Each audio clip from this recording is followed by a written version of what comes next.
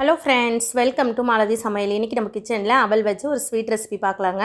அதுக்கு நான் ரெட் அவல் எடுத்திருக்கேன். 1 கப் அளவுக்கு ரெட் அவல் எடுத்திருக்கேன். 2 வாழைப்பழம் எடுத்திருக்கேன். ஒரு ஹெல்த்தியான ஒரு ஈவினிங் ஸ்நாக்ஸ் ரெசிபிங்க. நம்ம சேனலில் ஏற்கனவே நிறைய அவல் ரெசிபி போட்டிருக்கோம். வேணுன்றவங்க ப்ளேலிஸ்ட்டில் போய் செக் பண்ணிக்கோங்க. வாங்க வீடியோக்குள்ளே போகலாம்.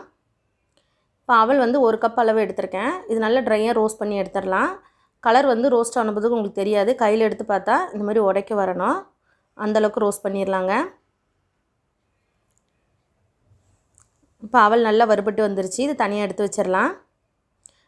இப்போது 2 வாட்டி நல்லா வாஷ் பண்ணிடலாம். வறுத்துட்டு வாஷ் பண்ணும்போது உங்களுக்கு நல்ல மணமாக இருக்கும். இப்போ நல்லா வாஷ் பண்ணியாச்சு. தண்ணியெல்லாம் நல்லா வடிச்சிட்டேன். இது அப்படியே இருக்கட்டும். தண்ணியிலே நல்லா ஊறிட்டு இருக்கட்டும். ஒரு 1/4 கப் அளவுக்கு உடச்ச கடலை எடுத்திருக்கேன். இதையும் அந்த சூட்லேயே ஒரு 30 செகண்ட்ஸ் கிட்ட வச்சிடலாங்க. ரொம்ப நேரம் வைக்க வேண்டாம். நம்ம எல்லாத்தையும் வறுத்துட்டு செய்யும்போது நல்லாயிருக்கும், நல்ல மணமாக இருக்குங்க. இப்போ நல்லா வறுபட்டு வந்துருச்சு. இது ஒரு பிளேட்டுக்கு மாற்றிடலாம். ஒரு 3/4 கப் அளவுக்கு வெல்லம் ஆட் பண்ணிக்கலாம். 1 கப் அவலுக்கு 3/4 கப் வெல்லம் கரெக்டாக இருக்கும். இப்போ வெல்லம் மூழ்கிற அளவுக்கு தண்ணி ஊற்றிடலாங்க.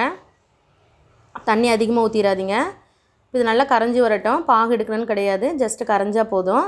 இப்போ தூசு மண் இருக்கும், அதனால் நம்ம வடிகட்டி எடுத்து வச்சிடலாம். நீங்கள் வெல்லத்துக்கு பதில் நாட்டு சக்கரை, கருப்பட்டி கூட யூஸ் பண்ணிக்கலாம். சுத்தமான வெல்லம்னா நீங்கள் டேரெக்டாக ஆட் பண்ணிக்கலாங்க.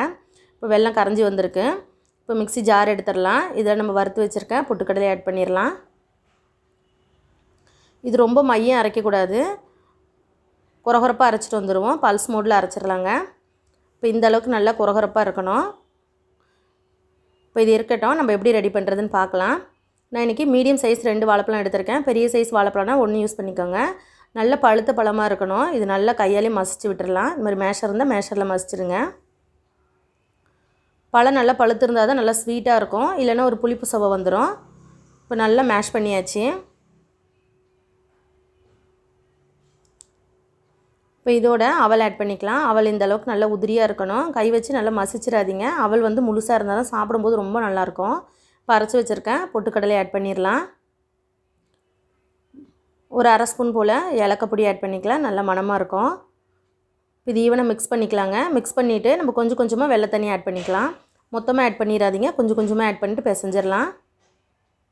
ரொம்பவே டேஸ்டியாக இருக்கும் ஃப்ரெண்ட்ஸ். ரொம்ப ஹெல்த்தியான ஒரு ஈவினிங் ஸ்நாக்ஸுங்க. கண்டிப்பாக உங்கள் குட்டீஸ்க்கு ட்ரை பண்ணி பாருங்கள். ஒரு 10 நிமிஷத்தில் இந்த ஸ்நாக்ஸ் பண்ணிடலாம். இப்போ கொஞ்சம் கொஞ்சமாக ஊற்றி நல்லா மிக்ஸ் பண்ணியாச்சு. நம்ம எடுத்துருக்க வெள்ளை தண்ணி கரெக்டாக இருக்கும். 3/4 கப் வெல்லம் கரெக்டாக இருக்குங்க. இது ஈவனாக மிக்ஸ் பண்ணியாச்சு. மாவு இந்த அளவுக்கு நல்லா திரட்டி வச்சாச்சு. இதுலேருந்து கொஞ்சமாக மாவு எடுத்துக்கலாம். இப்போ பால் சைஸ்க்கு உருட்டிடலாம். பால் சைஸ்க்கு உருட்டிட்டு டேரெக்டாக அப்படியே சாப்பிடலாம். கொஞ்சம் டிஃப்ரெண்ட்டாக நல்லா ஃப்ரை பண்ணிட்டு சாப்பிடும்போது இன்னும் டேஸ்ட் அதிகமாகிடும். இப்போ நம்ம ஒரு கட்லட் ஷேப்பில் எடுத்துக்கலாம்.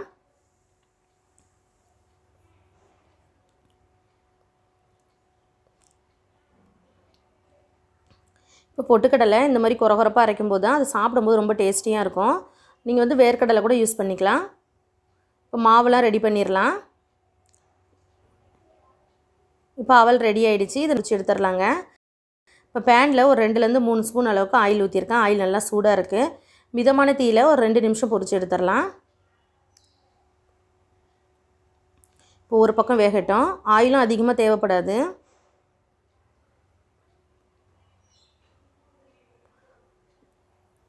இப்போ ஒரு பக்கம் நல்லா வெந்து வந்திருக்கு. திருப்பி போட்டுடலாம். இப்போ பாருங்கள் நல்லா கிறிஸ்பியாக வந்திருக்கு. இந்த பக்கமும் ஒரு நிமிஷம் வேக வச்சிடலாம். மீடியம் ஃப்ளேமில் வச்சு வேக வச்சுருங்க. டோட்டல் டிஃப்ரெண்ட்டாகவும் இருக்குங்க. டேஸ்ட் ரொம்ப நல்லாயிருக்கும். நீங்கள் ஒயிட் அவலில் கூட செய்யலாம். ரெட் அவலுக்கு பதில் ஒயிட் அவலும் எடுத்துக்கலாம். ரெண்டுமே நல்லாயிருக்கும். இப்போ நம்மளுடைய அவல் இனிப்பு கட்லட் சூப்பராக ரெடி ஆகிடுச்சு ஃப்ரெண்ட்ஸ். கண்டிப்பாக நீங்களும் இது போல் ட்ரை பண்ணி பாருங்கள். ட்ரை பண்ணிவிட்டு எங்கள் சேனலுக்கு லைக் பண்ணுங்கள், ஷேர் பண்ணுங்கள், கமெண்ட் பண்ணுங்கள். மறக்காமல் malathi சமையலுக்கு சப்ஸ்கிரைப் பண்ணிக்கோங்க ஃப்ரெண்ட்ஸ். தேங்க்யூ.